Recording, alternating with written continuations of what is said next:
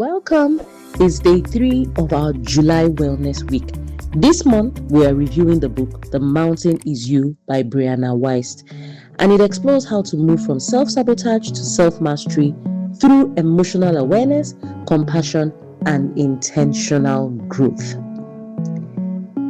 Today, we want to talk about why we resist the life we want.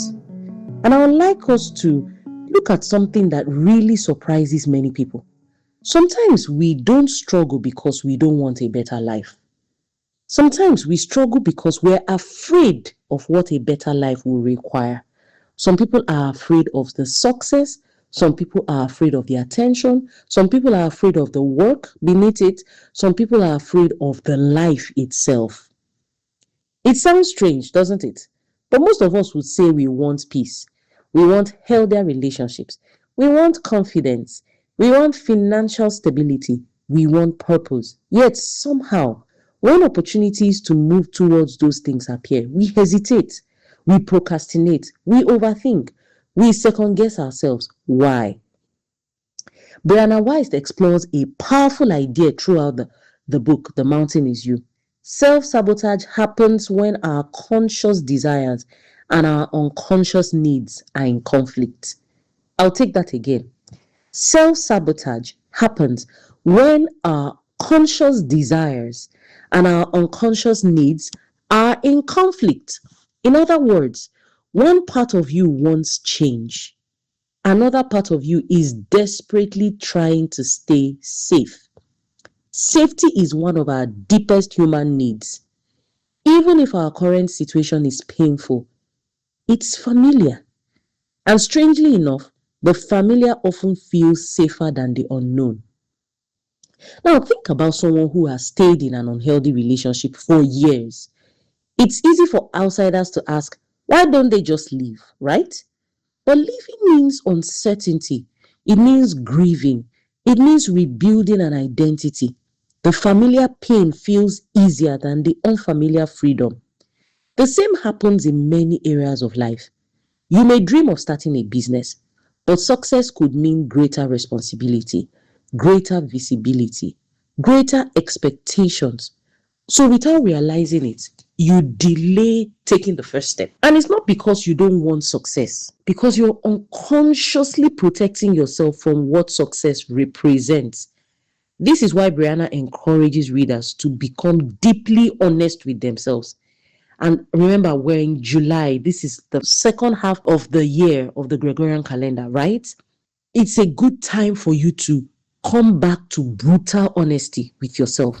Before we continue, if you haven't subscribed yet, please like, subscribe, and share this video so we can keep spreading wellness together. Instead of asking, why can't I move forward? Ask, what am I trying to protect myself from? That question changes everything. Of course, I would always give you tips on what to do in between the process of growth. Instead of just saying, why am I not moving forward? Others are moving forward. Why is my own different? Ask, what am I trying to protect myself from? Resistance isn't always your enemy. Sometimes it's information. Sometimes it's pointing towards a fear that simply needs compassion. I was talking with a client recently, and she got to realize that she was afraid of success. So every time she starts a business, she sabotages herself by not showing up for her customers. So even in her pricing and all, in the process, she would always either close the business down or become bankrupt. This was because she was afraid of success. Now, sometimes, like I said, it's pointing us towards a fear that simply needs compassion. The book reminds us that transformation isn't about forcing yourself beyond fear. It's about becoming emotionally safe enough to move with it. Imagine climbing that mountain that we're talking about. Every step upwards stretches your muscles that haven't worked before. It's really uncomfortable, but discomfort is not proof that you're on the wrong path. Sometimes it is proof that you're growing stronger. Growth often feels unfamiliar before it feels natural. So don't confuse resistance with failure. Sometimes resistance simply means you're approaching the edge of your old identity. And that's exactly where new life begins. As you move through today, notice where you're resisting. Not to criticize yourself, but to become curious. Ask yourself gently, what would my life look like if fear wasn't making this decision? You don't have to conquer the whole mountain today. Just take the next honest step. This is how self-mastery begins. And remember that courage is actually built in the process of taking action. So for reflection, where in my life am I resisting the very thing I say I want? And remember, brutal honesty. What fear might be sitting underneath that resistance? Your task is to choose one thing that you've been putting off. Take one small action towards it today, even if it only takes 5 minutes. Remember, mountains are climbed one intentional step at a time. I remain your mental health bestie, signing out for day 3.